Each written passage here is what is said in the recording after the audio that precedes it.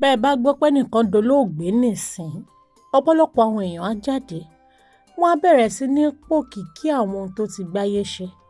Wọ́n á bẹ̀rẹ̀ sí í rántí gbogbo bó ṣe rìn, gbogbo bó ṣe lù ú kó tó dún. Wọ́n á bẹ̀rẹ̀ sí ní sọ nípa gbogbo ohun tójú rí kọ́rọ̀ tó dayọ̀. Wọ́n á bẹ̀rẹ̀ sí ní rántí gbogbo àwọn ohun tó ti là kọjá kó tó débi tó dé, kó tó wá di pé ó papòdà. Àmọ́ lónìí o, ẹ̀yin olólùfẹ́ wa níkànnì Yorùbá Gidi TV, ẹnìkan tó wà láyé, tó wà láàyè, tó wà láàyè rere, tá a wá ń bẹ ọba òkè kó túbọ̀ lọ́ra ẹ̀mí ẹ̀, òun la máa bára wa sọ̀rọ̀ ẹ̀ lénìí o. Ẹni tí mò ń sọ yìí, ẹni tẹ́ ẹ mọ̀ dáadáa bí ẹni mọ̀wó ni, àgbà ọ̀jẹ̀ olórin ni. Nígbà kan rí, orin jùjú ló máa ń kọ. Àmọ́ ní ìsinyìí ó ti wá ń kọrin ẹ̀mí nítorí pé ó gba ìmísí látọ̀dọ̀ Ọlọ́run. Àmọ́ eléyìí ò wá túmọ̀ sí pé tó bá pè é sóde, òde ìnáwó bíi èèyàn fẹ́ joyè, ẹnìkan ń ṣègbéyàwó, àbáwọn nǹkan mèremère, àwọn irúfẹ́ òde báyìí bí wọ́n bá fi lọ̀ á sì jáde, á sì wá kọrin. Táwa ni mò ń sọ̀rọ̀ ẹ̀, Chief Commander ni Ebenezer Ọláṣùpọ̀ Obey Fábíyì. Bẹ́ẹ̀ bá ń gbọ́ Ebenezer Obey, ẹ lè máa wò ó pé Obey Commander, òun náà ni mò ń sọ. Obey, ṣé wọ́n sọ ọ́ lórúkọ yẹn ni? Àbí ìnagijẹ ni? Ọdún wo gan-an tiẹ̀ ló bẹ̀rẹ̀ sí ní jẹ́ Obey? Ṣé ẹ ti jókòó? Ṣé ẹ ti mú kàlẹ̀ owó? Ẹ ti mú kàlẹ̀ ọmọ? Àìkú ńkọ́ tí ṣe baálẹ̀ ọrọ̀? Ẹ wá jókòó, ẹ súnmọ́ mi. Ẹ jẹ́ a lọ gbọ́ nípa gbogbo ohun tójú Obey rí torí kọ́rọ̀ tó dayọ̀. Ohun ojú rí pọ̀, ẹnu ò lè sọ. Àmọ́ Obey ṣáà dúpẹ́ lọ́wọ́ Ọlọ́run pé àṣẹ̀yìnwá àṣẹ̀yìnbọ̀ kò ṣe é lásán. Ẹ kú mọ̀ pé kò sí ìgbà kan tẹ́ máa gbọ́ ohùn mi ní ìkànnì Yorùbá Gidi TV tí mi ò ní dúpẹ́ lọ́wọ́ yín, nítorí pé ẹ̀yin lè jìká tí ò jẹ́ káṣọ ó bọ́ lọ́rùn wa nígbà gbogbo. A mọ rírì àwọn kọ́mẹ̀ǹtì yín, àwọn likes yín, àwọn shares yín, gbogbo ẹ̀ la rí. Àwọn kọ́mẹ̀ǹtì tẹ́ ẹ dẹ̀ ń kọ sínú comment section yìí, gbogbo ẹ̀ là ń rí. A dẹ̀ ń ṣiṣẹ́ lé e lórí. Bá a bá mú ìtàn kan wá, àbí a mú àwọn nǹkan kan wá sójú ìwòran yín, gbogbo ohun tẹ́ ẹ bá kọ síbẹ̀ la máa ń rí. Àwọn ibi tẹ́ ẹ ti ń pàkíyèsí wa sáwọn nǹkan kan, àwọn ibi tẹ́ ẹ ti ń gbóríyìn fún wa, gbogbo ẹ̀ la rí. Iná ò ní tán wó yín. Ọba òkè á túbọ̀ máa pèsè fẹ́yìn náà láti túbọ̀ máa tẹra mọ́ bẹ́ẹ̀ ṣe ń nífẹ̀ẹ́ wa. Àwa náà ò dẹ̀ ní rẹ̀wẹ̀sì nínú bá a ṣe ń nífẹ̀ẹ́ yín. Ó ti wá yá báyìí o. Ẹ jẹ́ á lọ mọ gbogbo ohun tó yẹ kẹ́ ẹ mọ̀ nípa living legend, bó ṣe ń pè é lédè òyìnbó, Chief Commander Ebenezer Obey Fábíyì. Pẹ̀lú bí ìyá rẹ̀ kò ṣe kọ́kọ́ gbà ní ìbẹ̀rẹ̀, torí ó sọ pé iṣẹ́ amòfin tàbí iṣẹ́ dókítà ni òun fẹ́ kó ṣe. Ó tẹra mọ́ ìfẹ́ ọkàn rẹ̀ tí í ṣe iṣẹ́ orin, èyí tí ó gbàgbọ́ pé Ọlọ́run yàn án fún òun ni. Ó bẹ̀rẹ̀ sí í lu ìlù nígbà tó ti wà lọ́mọ ọdún 12. Ó ṣẹ̀dá ẹgbẹ́ olórin tirẹ̀ nígbà tó wà lẹ́ni ọdún 15. Látorí àìmàsìkò dé orí ayé wa tòrò, ọ̀tá mi dẹ̀yìn lẹ́yìn mi, ọ̀rọ̀ Olúwa ẹ̀dẹ, board members, ẹni rí nǹkan orí mi kò ní burú àti kẹ́tẹ́kẹ́tẹ́, pẹ̀lú ọ̀pọ̀lọpọ̀ orin tí mi ti ẹ̀ lè kà síbí yìí. Láìsí àní-àní, Chief Commander jẹ́ àgbà ọ̀jẹ̀ lẹ́nu iṣẹ́ orin kíkọ. Lẹ́yìn tí ó ti fi ẹsẹ̀ rìn lọ sí ọ́fíìsì Decca Records tó wà nílùú Èkó, tó ti bá olùdarí ilé-iṣẹ́ náà sọ̀rọ̀ pé kí ó fún òun láǹfààní láti fọmọyọ nídìí iṣẹ́ orin, tónítọ̀hún sì fààyè gbà tó bẹ̀rẹ̀ iṣẹ́ orin kíkọ. Ògo ẹ̀ mà búyọ̀, ìràwọ̀ ẹ̀ tàn. Ó tún di olórin ìhìn rere. Lẹ́yìn tí ó gba ìpè àtọ̀run wá, wọ́n tún yàn án, wọ́n ta á lámì òróró gẹ́gẹ́ bí ajínrere Jèhófà Olúwa. Ó ti kọ́ ọ̀pọ̀lọpọ̀ àwọn olórin ní iṣẹ́. Bẹ́ẹ̀ náà ni ó ti kọ àwọn àwo orin tó ju 100 lọ. Báyìí kúkú ni ìtàn ẹ̀ ṣe lọ, ṣe bẹ́ẹ̀ kún fọkàn bá mi lọ. Ní ẹni ọdún 82, èyí tí Chief Commander Ebenezer Obey pé lóṣù kẹrin ọdún 2024 tá a wà yìí. Bàbá Obey ṣì ń fakọyọ pẹ̀lú agbára àti ìfẹ́ tí ó ní sí orin kíkọ, èyí tó gbé ìràwọ̀ rẹ̀ jáde ní nǹkan bíi 60 ọdún sẹ́yìn. Nígbà tí ó ń ṣe àṣàrò lórí ìrìn àjò ìgbésí ayé rẹ̀ láti àwọn ibi ìrẹ̀lẹ̀ tó ti kọ́kọ́ bẹ̀rẹ̀ títí di àkókò tí ó di ìlúmọ̀ọ́ká káàkiri àgbáyé, àti bí ó ṣe borí àwọn nǹkan burúkú tí ó fẹ́ ṣe ìjàmbá fún pẹ̀lú àwọn ìdánwò tí ó dojúkọ láti di ọ̀kan nínú àwọn akọrin tí ó ní ọlá àti òkìkí jùlọ nílẹ̀ adúláwọ̀. Chief Commander mí kanlẹ̀ ó ní kọ́rọ̀ tó dayọ̀ ojú rí tó, ṣùgbọ́n ọpẹ́ ni fún Ọlọ́run. Ǹjẹ́ tí ẹ mọ̀ pé Ebenezer Obey kojú àwọn ìpèníjà àìlera lọ́pọ̀ ìgbà?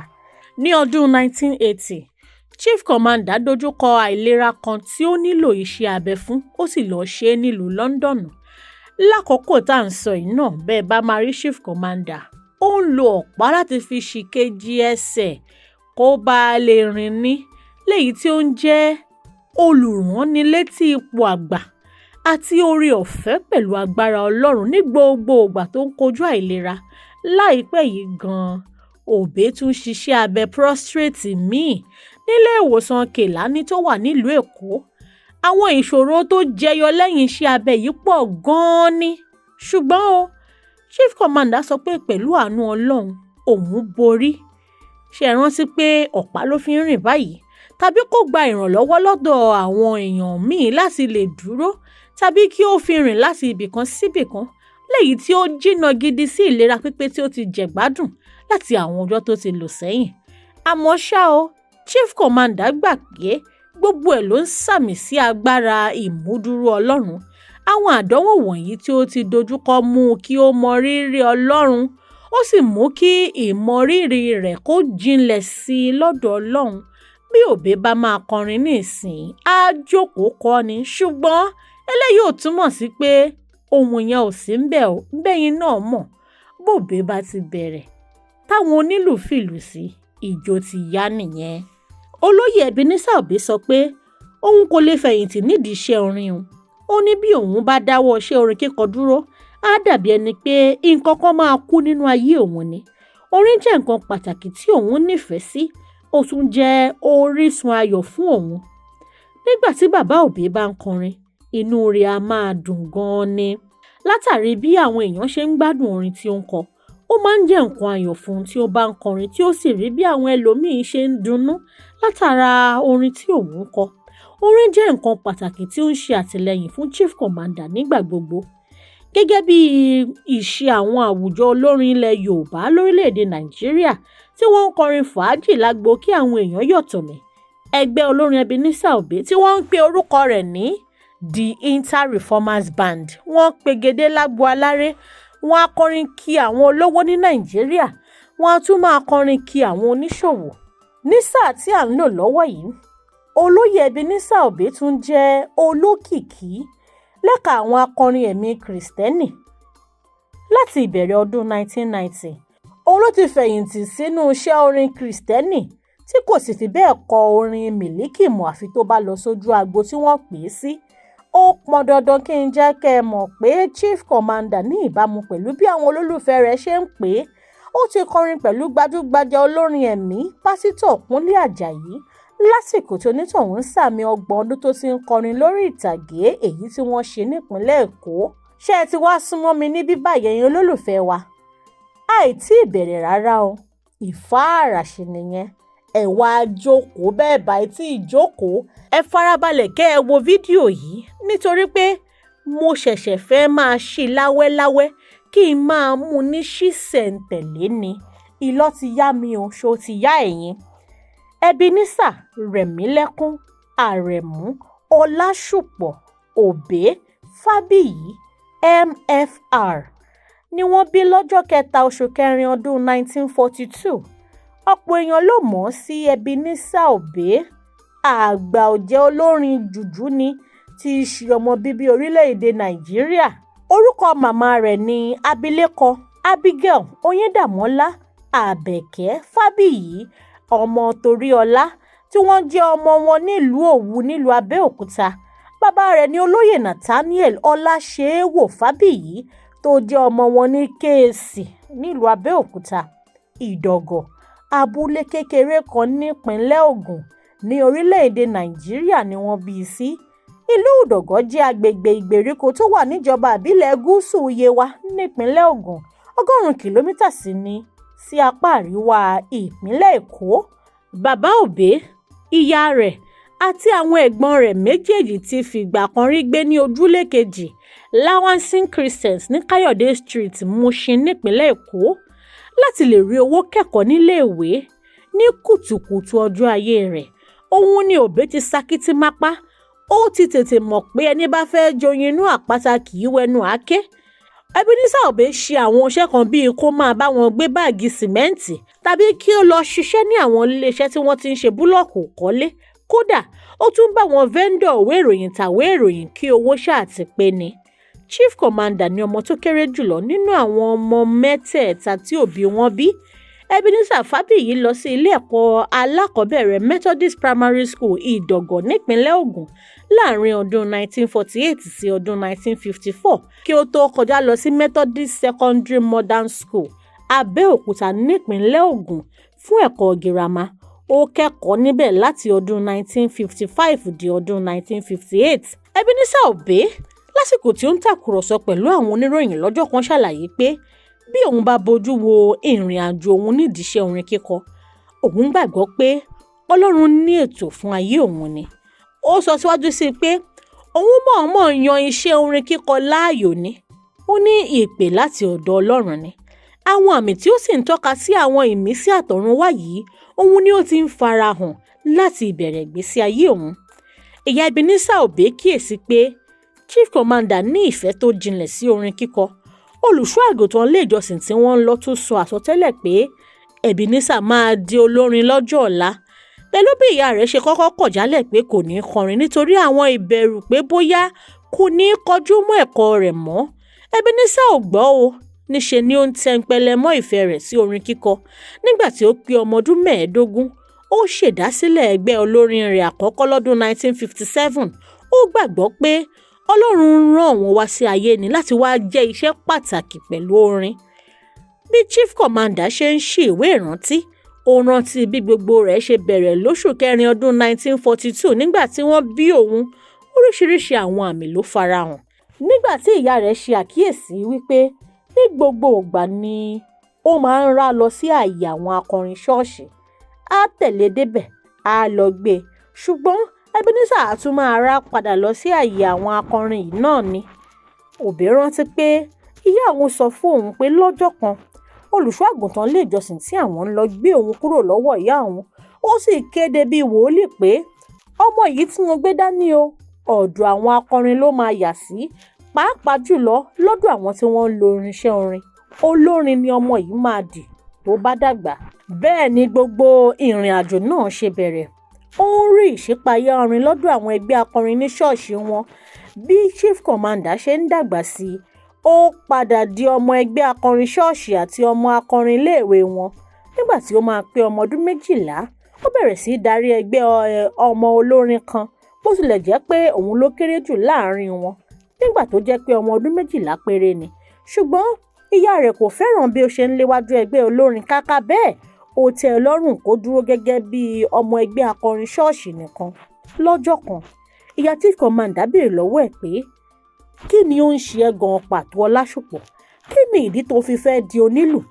Ìlù tó fẹ́ máa lù yìí kò ní jẹ́ o gbájúmọ́ ẹ̀kọ́ ẹ ò, ṣó o mọ̀ ṣá? Mo fẹ́ kó o kọjú mọ́ ẹ̀kọ́ ẹ ni, kí ìwọ náà di amòfin tàbí dókítà.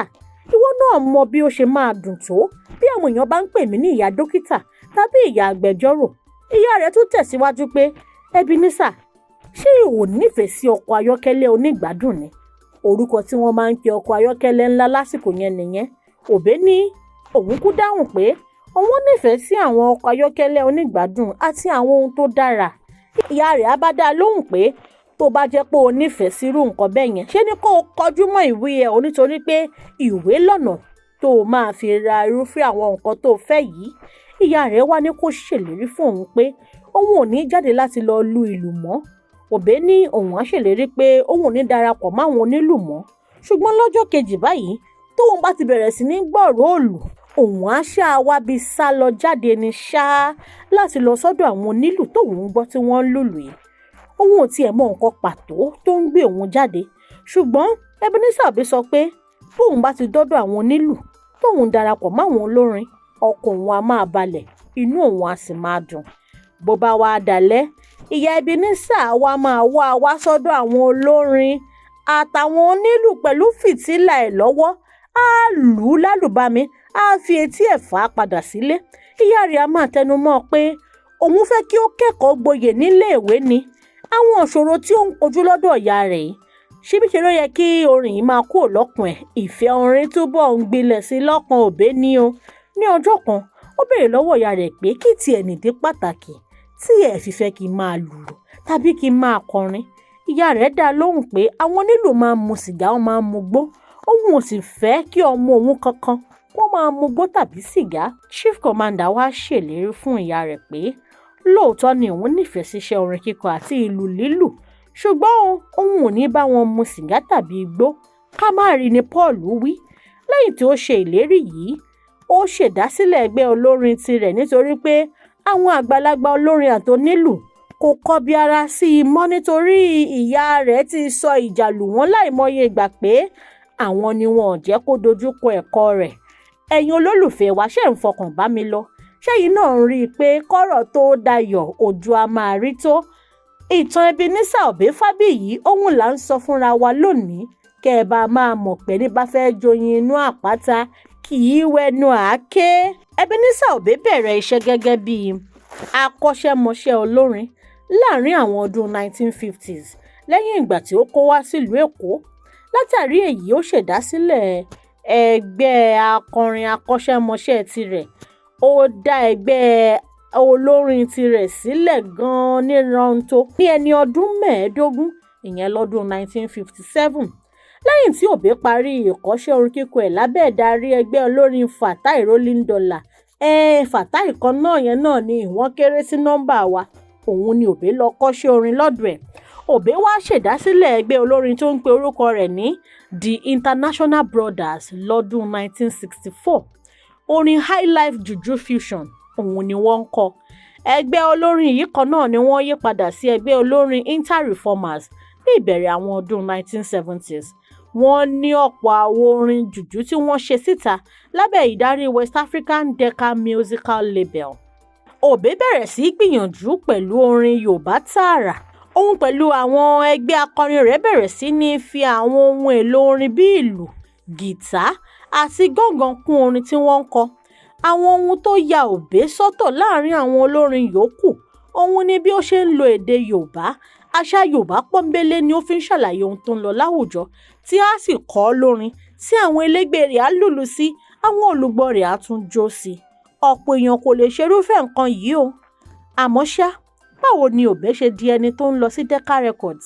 Báwo ni Obey ṣe di ẹni tí wọ́n ti ẹ̀ gbà láàyè kó máa kọrin?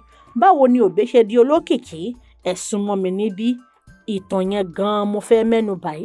Ìgbésẹ̀ yẹn gan-an lọ̀rọ̀ kàn báyìí. Lójú ewé tá à ń ṣí fúnra wa, ojú ewé yẹn gan-an ni mo dé báyìí.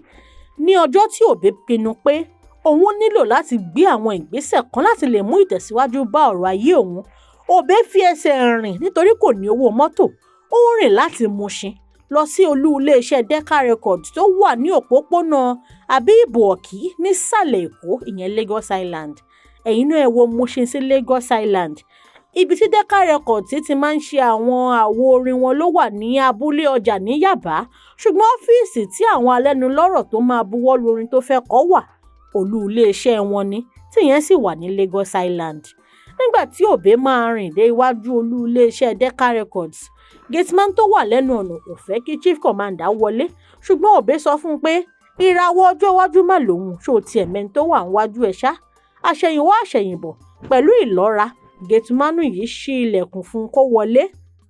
Bó ṣe padà wọlé, ó tún pàdé akọ̀wé olùdarí iléeṣẹ́, ẹni tí ó ní nǹkan tí ó ń fi dí gàgá mọ́ àwọn èèyàn kí wọ́n bá má lè lọ tààrà sọ́dọ̀ ọ̀gá rẹ̀, olùdarí iléeṣẹ́ Decca Records.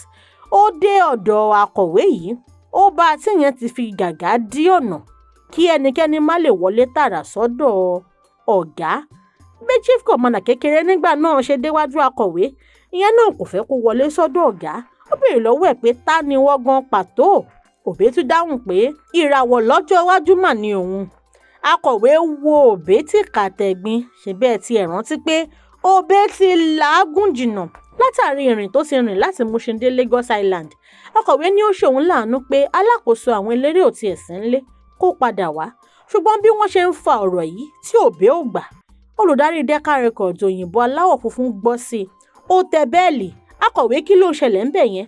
Akọ̀wé dá lóhùn pé ẹnìkan máa ní ó lóhùn ìràwọ̀ lọ́jọ́ ọ̀la, ó ní kó fi í lẹ̀ kó jẹ́ kó wọlé wá bá òun. Akọ̀wé ní ó dáa o, ìràwọ̀ lọ́la, ọ̀gá ní ó wọlé o. Bí Ebenezer Obey ṣe wọnú ọ́fíìsì ọ̀gá aláwọ̀ funfun yìí, ìyẹn ọ̀gbẹ́ni C.K. Crest, ìyẹn bíi pé kí ni ó fẹ́ rí òun fún. Ló bá dá lóhùn pé òun fẹ́ ṣe àwo orin jáde ni, kódà kí wọ́n má san owó fún òun, kí wọ́n ràn òun lọ́wọ́ láti ṣe àwo orin yìí jáde ni. Ó ní kí wọ́n san owó fún òun bí wọ́n bá ti ta rẹ́kọ́ọ̀dù òun, torí òun mọ̀ pé wọ́n máa ta gidi gan ni. Òyìnbó yìí kàn ń wo Obey ni. Ó ní kí wọ́n lọ pe ọ̀gbẹ́ni Ògúnbáyọ̀ wá, ìyẹn ẹni tó jẹ́ ọ̀gá lẹ́ka tó ń rí sí ìpolówó ọjà. Ó ní wá wo arákùnrin tó jókòó yìí o. Ó lóhùn Ebenezer Fábíyì. Bí ọ̀gbẹ́ni Ògúnbáyọ̀ ṣe wọlé, Ebenezer tún dọ̀bálẹ̀ gbalaja sílẹ̀. Ó bẹ̀rẹ̀ sí í sọ Yorùbá. Ó ní ìràwọ̀ lọ́jọ́ ọ̀la lòun. Ó lóun fẹ́ ṣe àwo orin pẹ̀lú iléeṣẹ́ wọn. Ó ní kí wọ́n má san owó fún òun. Ọ̀gbẹ́ni Ògúnbáyọ̀ náà kàn ń wò ó ní pé ta gan-an leléyìí. Lẹ́yìn òrẹ̀yìn, olùdarí iléeṣẹ́ Decca Records òyìnbó aláwọ̀ funfun ní kí wọ́n gba Obey láyè kó pitú ọwọ́ rẹ̀. Ọ̀gbẹ́ni Ògúnbáyọ̀ sọ pé ó dá ọ̀gá, kò burú. Ó gbà sí ọ̀gá rẹ̀ lẹ́nu. Ebenezer Obey sọ fún olùdarí iléeṣẹ́ Decca Records pé ẹsẹ̀ lòun fi rìn láti Mushin dé ọ̀dọ̀ wọn o. Ó sì sọ fún un pé ó ò lè fẹsẹ̀ rìn padà báyìí o. Mr. Crest ní kí akọ̀wé lọ pe ẹnìkan wá láti ẹ̀ka ètò òṣùná. Ẹni ọ̀hún dé. Ọ̀gá kọ nǹkan kan sínú pépà, ó buwọ́ lù ú. Obey ní nǹkan tóun dẹ̀ máa rí ni pé wọ́n fi 10 shillings sínú envelope fún òun kí òun fi ṣe owó mọ́tò. Owó yìí jẹ́ owó gọbọi lásìkò tá à ń sọ yìí.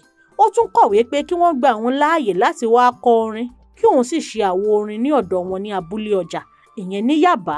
Wọ́n sọ fún Obey pé orin 6 ni àwọn fẹ́. Obey kọ 6, wọ́n sì mú 2 tó tẹ́ wọn lọ́rùn nínú rẹ̀.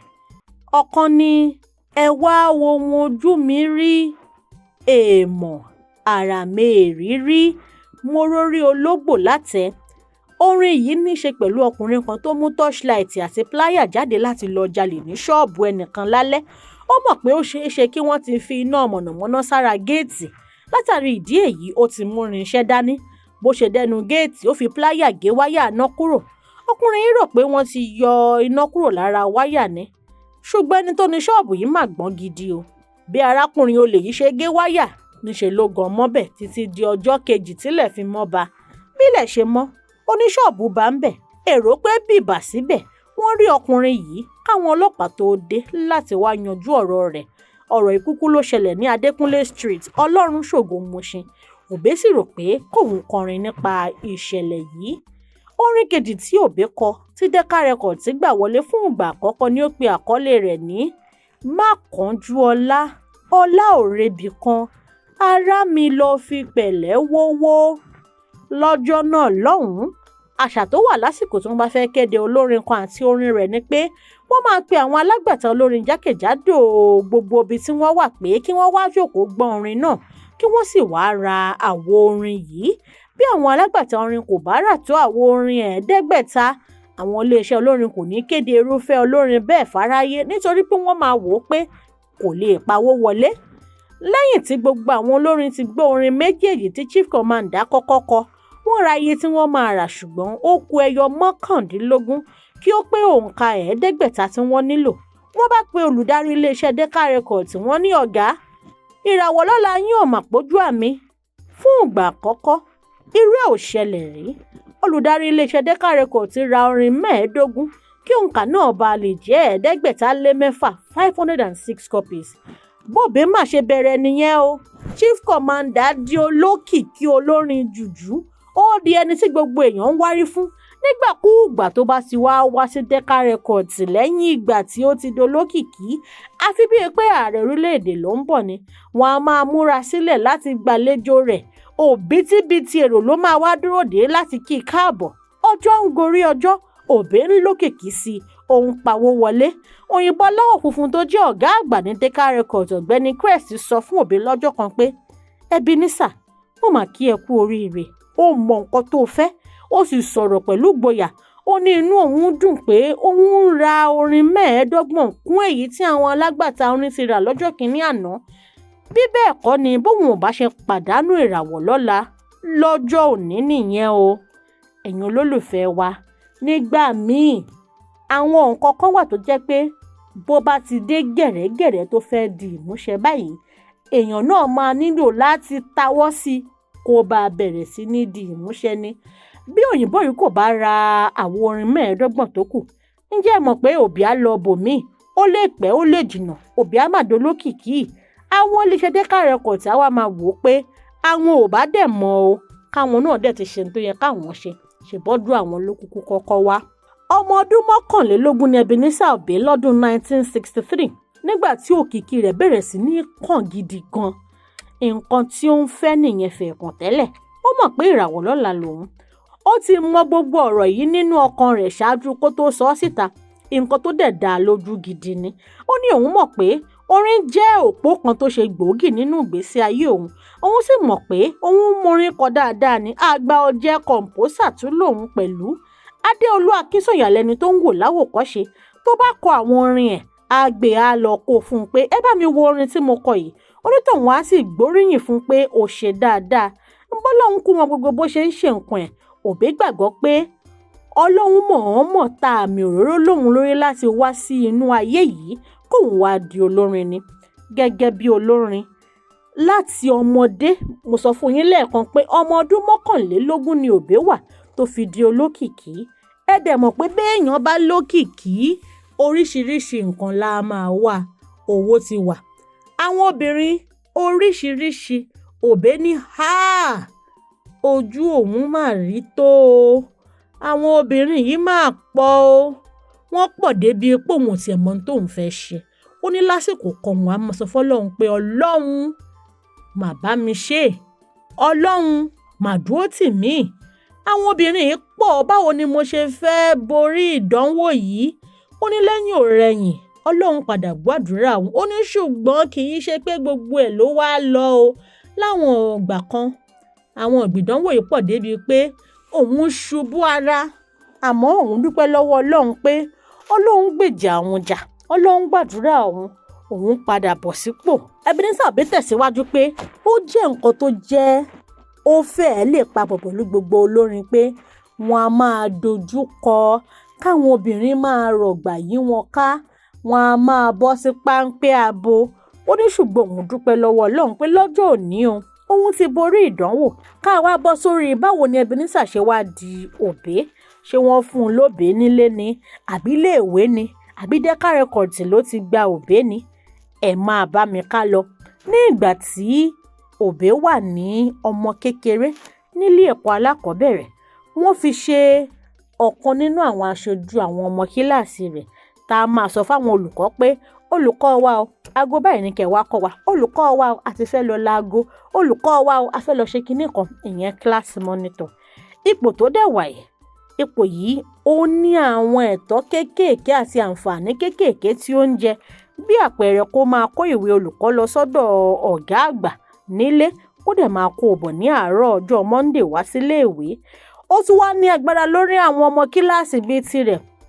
Nígbàkúùgbà tí àwọn akẹ́kọ̀ọ́ tí wọn ò bá gba bí wọ́n ṣe ń dárúkọ àwọn nǹkan òyìnbó, bí wọ́n dẹ̀ ṣe ń ṣe àpèjúwe àti àkàwé wọn, wọn a máa lù wọ́n ní ẹgba 6. Ó ní pé tí wọ́n bá wá ń gbìyànjú láti ṣàlàyé pé olùkọ́ tó ṣẹlẹ̀ rèé tá a fi gba kinní yìí, olùkọ́ á sọ pé Obey first and then complain later. Ìyẹn ni pé kọ́kọ́ gbọ́ nǹkan tí mo sọ kó o tó wá máa sọ fún mi pé nǹkan báyìí ló fà á. Lọ́pọ̀ ọgbà Ebenezer Obey náà wá máa sọ̀rọ̀ yìí lójú àwọn ọmọ kíláàsì ẹgbẹ́ rẹ̀ bọ́n bá ti ń sọ pé olùkọ́ fẹ́ sọ pé òun náà bá dáhùn Obey first and complain later. ó ní pé tóun bá ti wá wọnú ọgbà iléèwé gbogbo wọn sáré wá kí òun Obey Obey Obey Obey Obey Obey tó ń pè yìí ó ló ti wá mú òun lórí débi pé ó kàn òun lókìkí lẹ́yìn ọ̀rẹyìn òun mà sọ di orúkọ òun bóun má ṣe di Ebenezer Obey Fábíyì nìyẹn o. Ó ní orúkọ yìí ó máa ń jẹ́ kí òun rántí gbogbo àsìkò tóun lò ní iléèwé gẹ́gẹ́ bí ọmọdé àti bí wọ́n ṣe ń bu ọlá fún òun àti bí wọ́n ṣe ń bu iyì kún òun pé òun jẹ́ class monitor. Báwo wá ni Obey olórin jùjú ṣé wàá di Obey olórin ẹ̀mí? Ó ní pé kì í kú ṣe pé òun déédéé di olórin ẹ̀mí, ó lóun gba ìpè àmútọ̀run wá ni. Ó ní lẹ́yìn ọ̀pọ̀lọpọ̀ àṣeyọrí tóun ti ṣe nídìí iṣẹ́ orin Ọlọ́run kúkú máa ń bá àwọn sọ̀rọ̀ ṣùgbọ́n fún odindi ọdún 11 òun ò máa gba ìpè yìí, òun kọ tí ikún sí ń tọ́lọ́run bá àwọn sọ ni. Ó ní pé ṣùgbọ́n lọ́jọ́ kan Archbishop Benson Idahosa tó ti dolóògbé lénìí ó lọ kéde ìhìnrere Jésù Kristi fáwọn ará USA. Ó ní ó wá àwọn wá ó lọ sọ fóun pé Obey Ọlọ́run ní kí n sọ nǹkan fún ẹ o dẹ̀ gbọ́dọ̀ gbọ́. Ó ní Obey Ọlọ́run ní kí n sọ fún ẹ pé òun fẹ́ kó o ṣiṣẹ́ fún òun. Ó ní pé kí n sọ fún ẹ pé kó o lọ wo Mósè inú Bíbélì tó padà di ẹni tó gbọ́ràn sọ́lọ́run lẹ́nu kó wo bí Ọlọ́run ṣe lò ó dáadáa. Archbishop Idahosa tún wá sọ àsọtẹ́lẹ̀ pé bí Obey bá fi lè gbọ́ ohùn Olúwa tó gbọ́ nǹkan tí Ọlọ́run ní kó ṣe àwọn èèyàn máa mọ̀ ọ́ kọjá bí wọ́n ṣe mọ Mósè. Ó sọ fún un pé bí wọ́n ṣe mọ̀ ẹ́ gẹ́gẹ́ bí olórin jùjú yìí ìgbà ní ohun ìgbà dẹ̀ máa ń yí padà ṣùgbọ́n bó bá di olórin ẹ̀mí títí láéláé lọ́lọ́run á máa fi ìmísí ẹ̀ sí ọkàn gbogbo èèyàn. Ó ní pé Archbishop Idahosa ò kúkú mọ̀ pé Ọlọ́run ti ń pe òun ò gbọ́ ṣùgbọ́n àṣẹ̀yìnwá àṣẹ̀yìnbọ̀ ó gbàdúrà fóun. Ó ní pé nígbà tó máa di ọdún 1992 nígbà tóun ṣe ọjọ́ bíi 50 ọdún wọ́n ta àmì òróró lé òun lórí gẹ́gẹ́ bí evangelist. Òun bẹ̀rẹ̀ sí ní lọ sí àwọn ètò ṣọ́ọ̀ṣì rẹ̀ tó wà ní ìpínlẹ̀ Edo ìyẹn láti ọdún 1988 òun á kó máa lọ láti Èkó àti gbogbo àwọn nǹkan oríṣiríṣi bẹ́ẹ̀ yẹn. Ó ní pé ó ṣe pàtàkì kí gbogbo èèyàn mọ̀ pé orin òun ò déédéé yí padà sí orin ìhìnrere Jésù Kristi o ṣùgbọ́n ọwọ́ Olúwa àti ọlá Olúwa òun ló ń ṣàtìlẹ́yìn fún gbogbo orin tóun kọ. Ó lóun sì máa ń kọrin láwọn ibi tó bá pe òun sí bóyá bí oyè bóyá bí òkú àgbà bóyá bí ìnáwó téèyàn kan ń ṣe ọjọ́ ìbí àbí èèyàn kan ń ṣe ìgbéyàwó. Ó ní ṣùgbọ́n òun ń kọrin yẹn pẹ̀lú ìmísí Ọlọ́run kì í kàn ń ṣe orin kéèyàn jó lásán.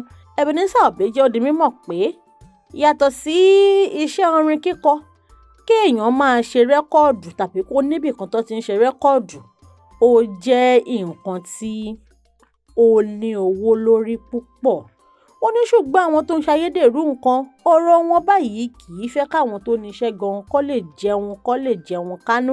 Àmọ́ láì fọ̀tápè Ebenezer Obey ní ibì kan nílùú Abẹ́òkúta tí wọ́n ti ń kọrin táwọn èèyàn lè lọ ṣe àwo orin níbẹ̀ tí wọ́n á sì sanwó. Ó ní pé iléeṣẹ́ record label yìí òun lòun ṣe pẹ̀lú ìfọwọ́sowọ́pọ̀ pẹ̀lú Decca Records ìyẹn Decca Records tí wọ́n kọ́kọ́ gbà láàyè láti wá di ẹni tó ń ṣe àwo orin lọ́dọ̀ wọn. Níbẹ̀rẹ̀ tí wọ́n bẹ̀rẹ̀ ìdá 60 nínú 100 òun ni Decca Records ní nígbà tí àwọn tí wọ́n jẹ́ oníṣòwò orílẹ̀-èdè Nàìjíríà èyí tí ọ̀rẹ́ Obey kan tó ti dolóògbé báyìí Adékúnlé Akínbólú pẹ̀lú òun fúnra rẹ̀ wọ́n ní ìdá 40 nínú 100. Nígbà tó yá wọ́n lọ bá olóògbé Chief MK Abíọ́lá pé wá di alága Decca Records táwa ń ṣe yìí kó o dẹ̀ wá di ẹni tó ní ṣíẹ̀sì tó pọ̀ jù. Lẹ́yìn ọ̀rẹ̀yìn Abíọ́lá gbọ́ o ìgbà tí ọ̀rẹ́ rẹ̀ Adékúnlé Akínbólú kú àwọn ṣíẹ̀sì tó kù wọ́n gbà á. Abíọ́lá àti Obey wọ́n yí orúkọ Decca West Africa Limited padà sí Aphrodisia Limited léyìí tó fún gbogbo 100% ìyẹn 100% right sí gbogbo orin tí Obey kọ. Obey wá sọ pé òun dúpẹ́ lọ́wọ́ Ọlọ́run pé Ọlọ́run ṣì ń mú òun yangàn pẹ̀lú bí òun ṣe dàgbà tó yìí. Ó ní bí aráyé ò bá gba tèèyàn mọ́ kò sí ní tó lórin fẹ́ ṣe o á lọ jókòó ńlé ni ó ti gbà sinmi lọ jókòó ẹ̀jẹ́ nìyẹn.